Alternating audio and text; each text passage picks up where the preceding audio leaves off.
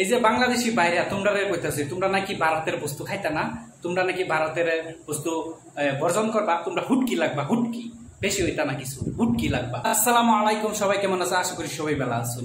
এই যে আজকে আমি জাস্ট আমি হুদপার যাইতেছি, হুদপার যাবার আগে কিছু একটা ভিডিও দেখলাম বাংলাদেশে, যে হঠাৎ করে সংবাদ মাধ্যমের সামনে এই দেখুন টি শার্টের মধ্যে, এই যে দেখুন টি শার্টের মধ্যে কি লেখা আছে।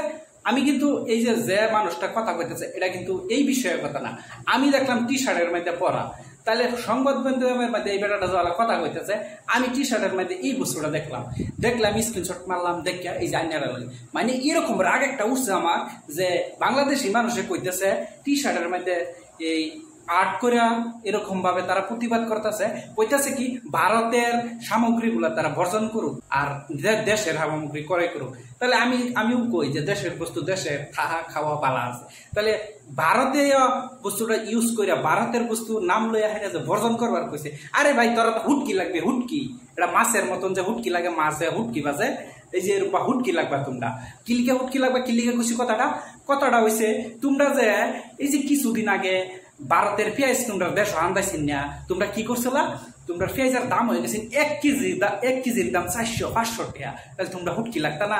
আরেকটা উদাহরণ দেখায়, এই যে কিছুদিন আগে ভারতের থেকে তেল গেছিন না, তেল না যাওয়ার পরে তোমরা জিলুত করে অত্যানি করে তেল কিনো, অত্যানি তেলের দাম 50 টাকা 100 টাকা তোমরা কিনো। তোমরা তেল কিনা খাইবে, আর তোমরা এই যে ইলিশ মাছ ভাজা যা খাও, তোমরা দেশে তো খুব ইলিশ মাছ আছে, তাহলে ইলিশ মাছ যে ভাজা খাইবা এটার কিন্তু তোমরা তেল খাইতা না।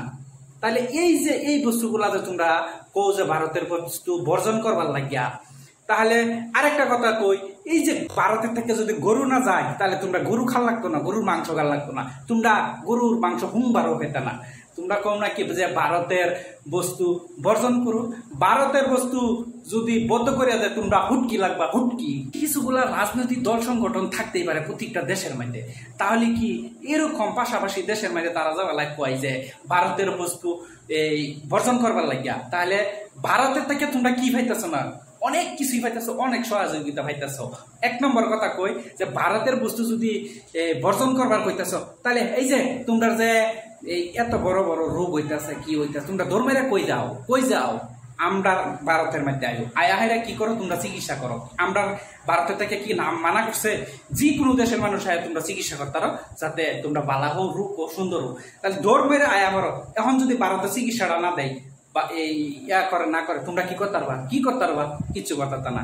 তাহলে এই যে আমরা আসামের মধ্যে গুয়াহাটি মেডিকেল কলেজের মধ্যে স্ব রোগী আই ক্যান্সারের, বিক্ষোভ, মানে অনেক বিভিন্ন ধরনের জটিল রোগ আক্রান্ত মানুষ এই বাংলাদেশের থেকে এই যে আমরা ভারতবর্ষের মধ্যে আয়া চিকিৎসা করে। তাহলে তো ভারতীয় মানুষ তো কোনোদিন করে যে বাংলাদেশি বস্তু বর্জন করুক, জ্ঞান করুক, ত্যান করুক। তাহলে কিছুগুলা বাটপার মানুষ আছে এই যে এরকম করে, যে দেশের রূপে আঙ্গুল তুলে কথা কয়। তাহলে বাংলাদেশি তোমরা না হুটকি লাগবা, হুটকি। আর প্রিয় দর্শক, এনারে কন্যা আমি কথাটা ভুল করছি, ভারতের বস্তুরা বলে বর্জন করতো। আসলে বর্জন যদি করে তারা, এই বর্জন করলে তার উপায়টা কি হবো? তারা হুটকি লাগতো না? 100% হুটকি লাগবে, হুটকি।